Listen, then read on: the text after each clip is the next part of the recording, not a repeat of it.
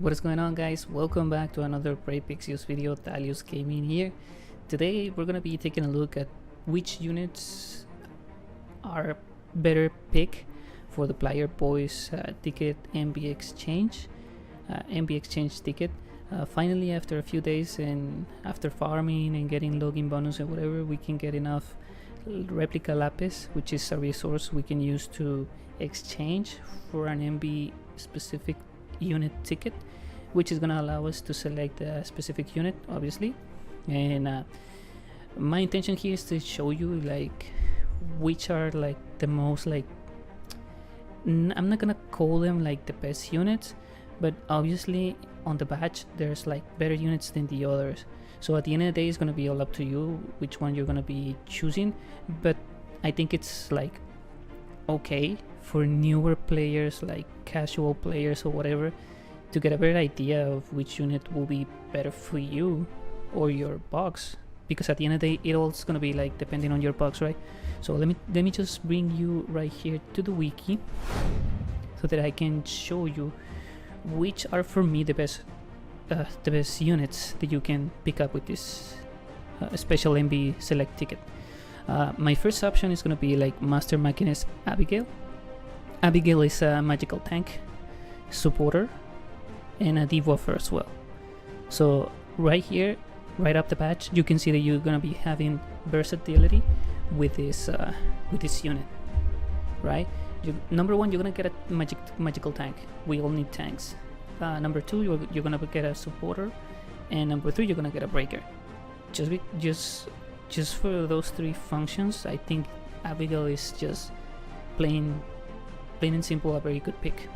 At the end of the day, it's gonna be depending on your box, right? But as you can see right here, Abigail is actually on the fire team. She can feed on the FFBE team, on the Clash of Wheels team, which at the end of the day, on the global side, everything is about the Clash of Wheels things.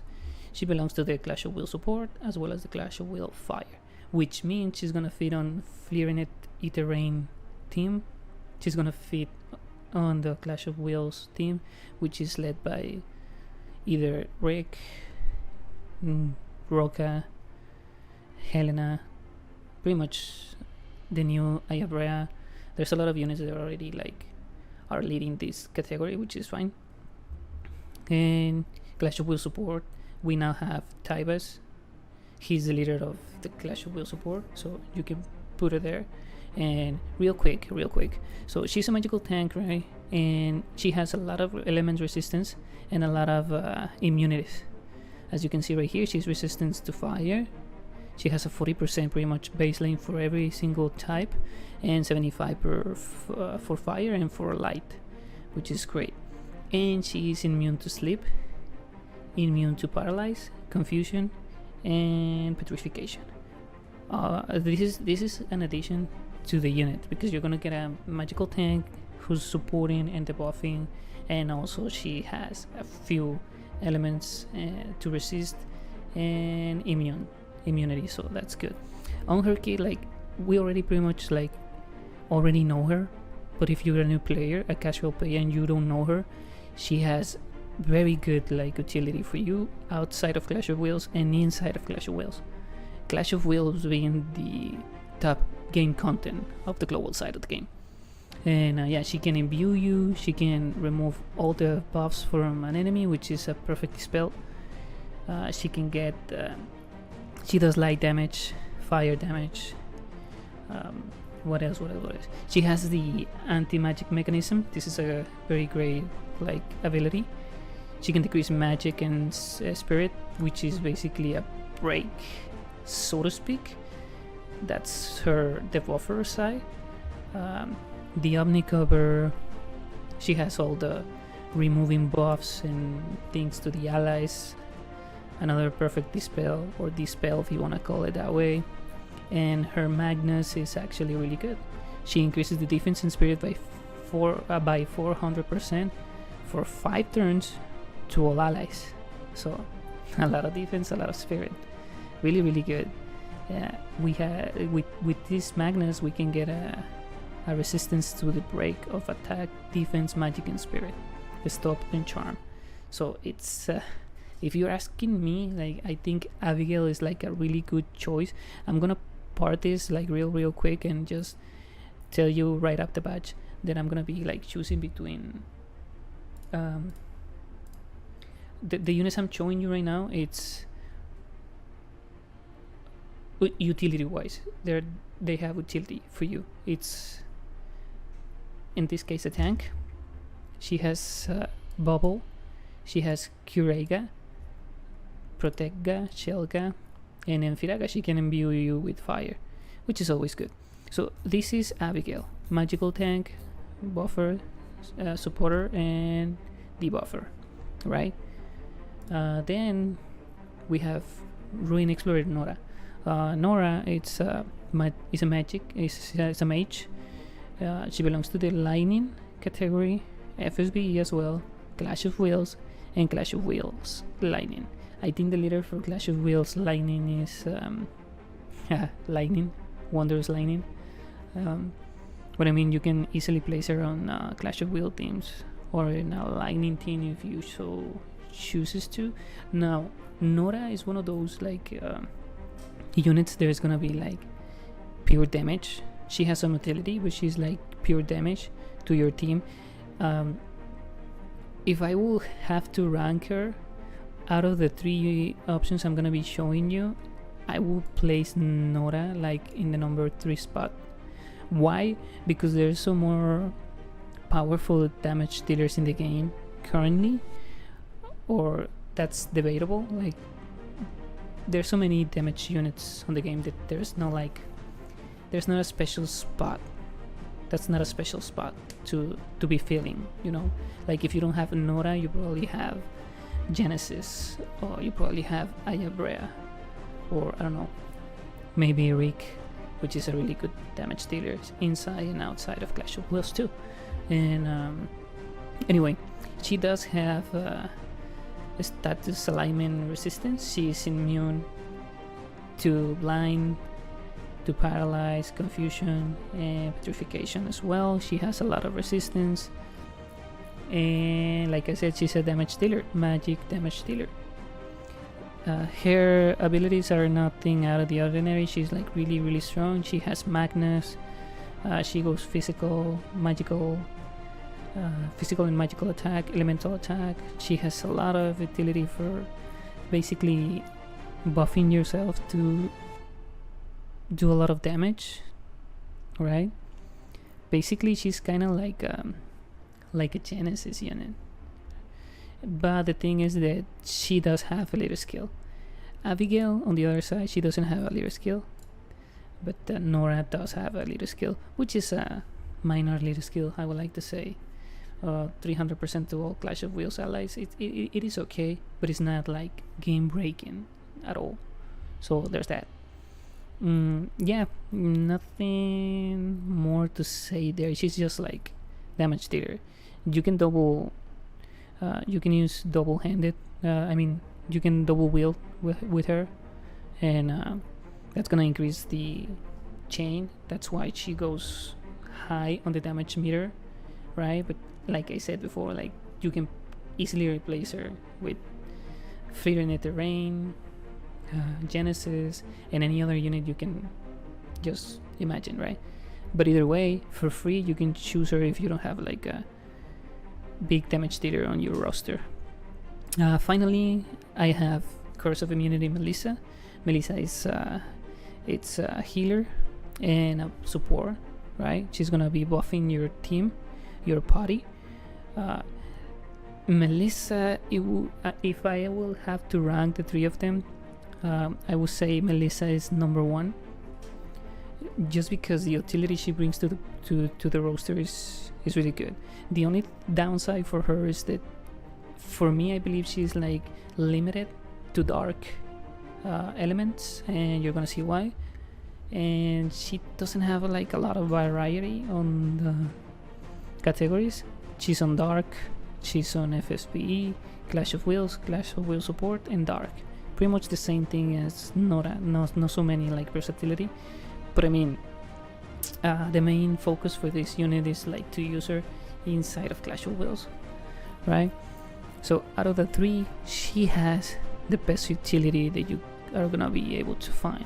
A lot of resistance, yes, you can see right here, pretty much 30% to anyone and 50 for dark.